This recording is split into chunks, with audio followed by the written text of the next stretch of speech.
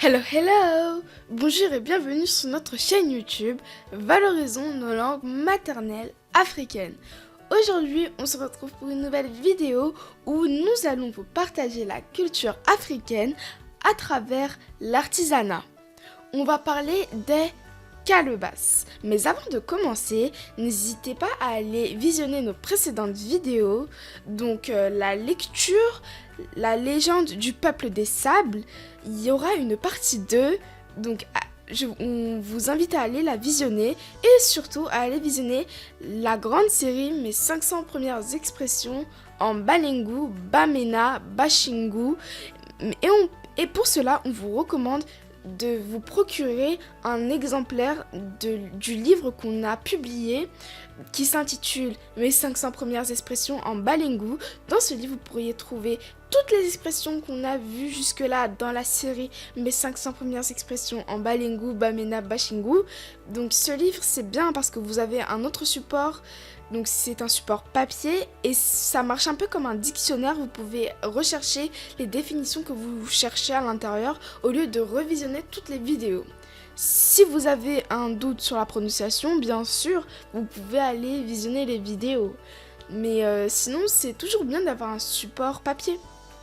Commençons tout de suite. Let's go! La calebasse.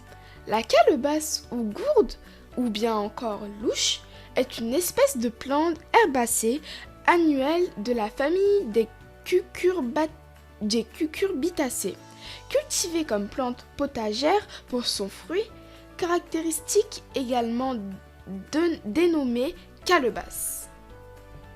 La calebasse est une plante annuelle de la famille des cucurbitacées, plante rampante ou grimpante, ou bigoniacées.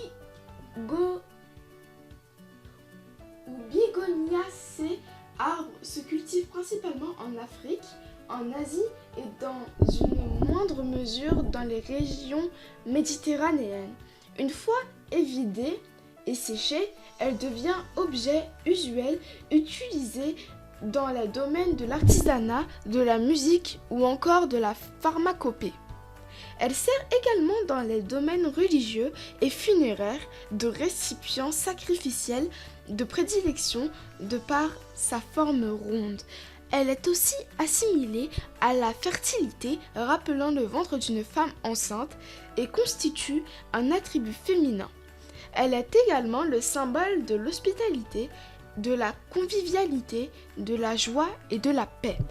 Ce que l'on apprend dans ce texte et que je ne savais pas avant, c'est que la calebasse est faite à base de plantes. Et ça m'a quand même surpris que ce soit fait à base d'une plante. Donc oui, quand cette plante grandit, on peut faire une calebasse, une gourde, un objet décoratif, un instrument de musique. Là, vous voyez, ce sont des symboles des symboles de la royaux, donc on les utilise pour les rituels, pour les buffets, pour les banquets, pour les cérémonies. À l'intérieur, on mettait du vin pendant les cérémonies et des mélanges sacrés. Les calebasses, avec cette plante, on peut faire du coup des calebasses, des cuillères, des gobelets et des récipients comme des coffres à bijoux, enfin des boîtes à bijoux. Là, calebasse se prononce ntouk. Ntou. Ntouk.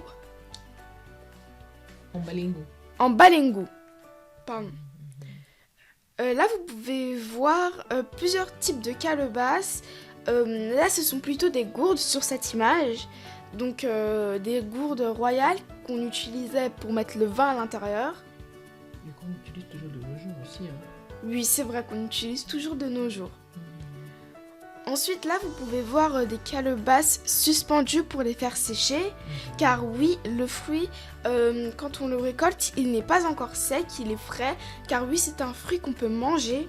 Mais quand le fruit n'est pas sec, on ne peut pas l'utiliser comme calebasse. Donc, on doit le faire sécher au soleil. Ou au grenier. Là, c'est au grenier. Oui. Et grenier, on dit tchunjia. Le haut du. Bon, là, c'est un grenier qui est un peu visible, particulier, mais Parce que le maïs aussi se sèche souvent au grenier et on gardait les semences. En fait, même, ça se fait toujours de nos jours, on gardait les semences au grenier. Donc pareil, les calebasses étaient aussi au grenier pour que ça sèche. Parce qu'en fait, le grenier était fait pour garder les récoltes, les sécher pour mieux les conserver. C'est comme les graines sèches qu'on a aujourd'hui, les amandes et tout. Voilà, c'est un process vraiment artisanal et autre. Donc, voilà. Donc grenier, comment on dit? Chunjia. Chunjia, qui Et signifie puis grenier. Et puis de maïs, on dit kongfi. Kongfi.